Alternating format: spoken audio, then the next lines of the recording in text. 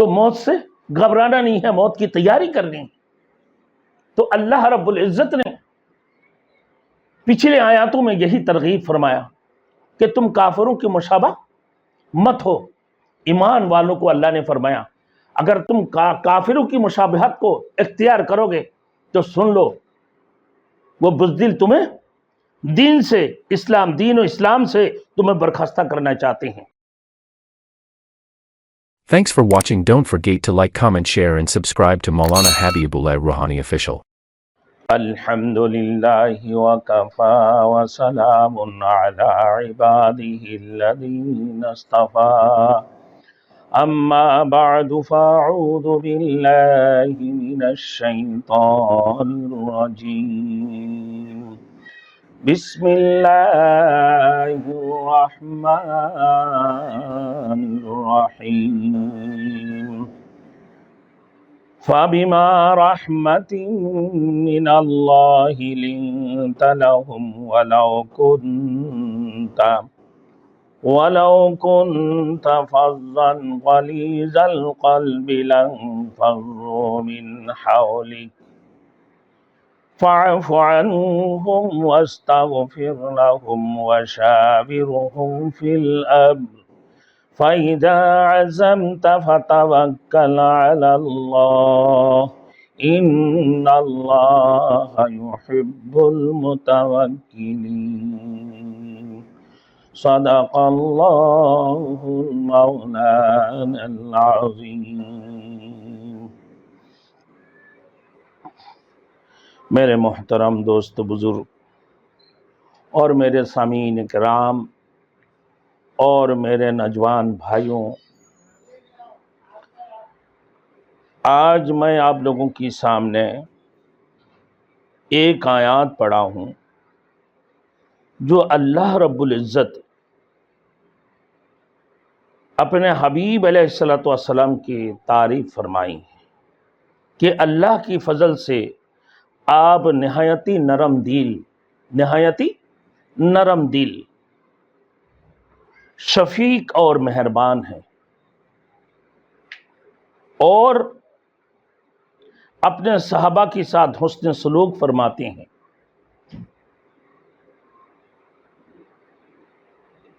تو میرے دوستوں، اس سے پہلے جو آیات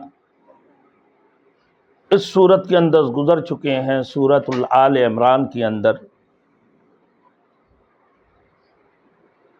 گزشتہ آیات میں اللہ تعالیٰ نے اہل ایمان کو خبردار کیا ہے، اہل ایمان کو خبردار کیا ہے کہ کافروں کے ساتھ مشابہت نہ کریں، کافروں کے ساتھ مشابہت نہ کریں، وہ تمہیں بزدل بنا کر دین و اسلام سے برخاستہ کرنا چاہتے ہیں،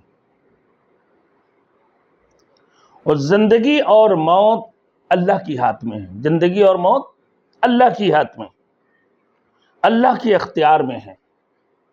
اگر کوئی بندہ جہاد میں شریک ہوتے ہیں، لازمی نہیں ہے کہ وہ شہید ہو جائے، اور بلکہ اگر اس کی زندگی باقی ہے تو وہ میدان جنگ سے واپسی بھی آ جاتے ہیں، وہ زندہ سلامت میدان جنگ سے واپسی آ جاتے ہیں۔ اور اگر کسی کی موت لکھے ہوئے ہے، وہ میدان جنگ میں بھی نہ جائیں اور اپنے گھر میں بیٹھے ہوئے، تو میرے دوستوں ان صورتوں میں وہ اپنے عین موقع پر جا کر پہنچ جاتے ہیں جہاں اس کی موت ہونا ہے، اپنے قتل گاہ پر جا کر پہنچ جاتا ہے اور وہ قتل ہو جاتی ہیں۔ تو اللہ تعالیٰ نے مسلمانوں کو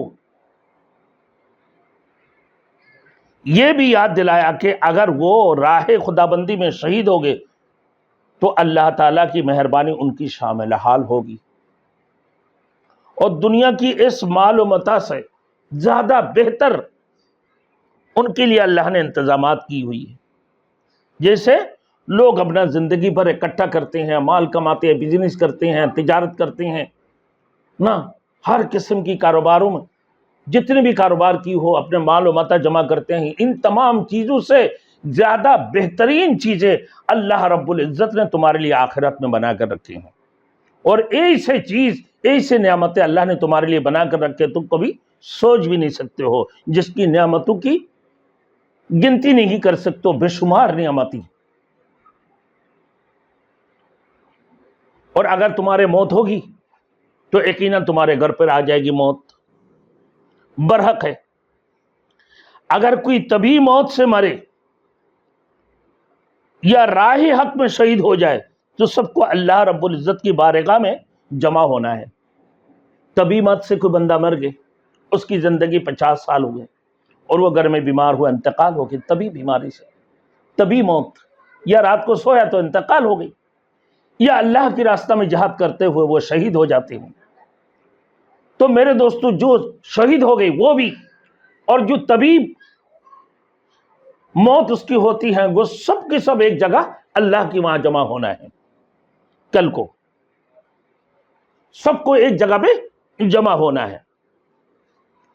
تو تمہارے بہتری کی وافر سامان موجود ہے، لہذا موت سے گھبرانا نہیں ہے، اللہ نے سب کچھ تیار کر کے رکھے ہیں۔ موت سے گھبرانا نہیں ہے، موت کی تیاری کرنا ہے۔ موت کو سمجھا ہے غافل اختتام زندگی، در حقیقت موت ہے ابتداء زندگی۔ موت زندگی کے ابتدا ہے، موت ہونا ہے، آپ کی زندگی شروع ہوئے۔ تو موت کو سمجھا ہے غافل اختتام زندگی۔ یہ غافل لوگ یہ سمجھتے ہیں کہ موت اس کی زندگی کی آخری، نہیں، موت اس کی زندگی کی آخر نہیں ہے، اس کی زندگی کی شروع ہے۔ در حقیقت موت ہے ابتداء زندگی۔ حقیقت میں موت کیا ہے؟ زندگی کی ابتدا ہے، قبر کی زندگی، عالم برزخ کی زندگی، پھر آخرت کی زندگی، پھر قیامت کی بعد کی زندگی۔ میرے دوستوں، تو موت سے گھبرانا نہیں ہے، موت کی تیاری کرنی ہے۔ تو اللہ رب العزت نے پچھلے آیاتوں میں یہی ترغیب فرمایا کہ تم کافروں کی مشابہ مت ہو۔ ایمان والوں کو اللہ نے فرمایا اگر تم کافروں کی مشابہت کو اختیار کرو گے تو سن لو، وہ بزدل تمہیں دین سے، دین و اسلام سے تمہیں برخاستہ کرنا چاہتے ہیں۔ تو لہٰذا زندگی اور موت اللہ تعالیٰ کے اختیار میں ہے، موت کو گھبرانا نہیں ہے۔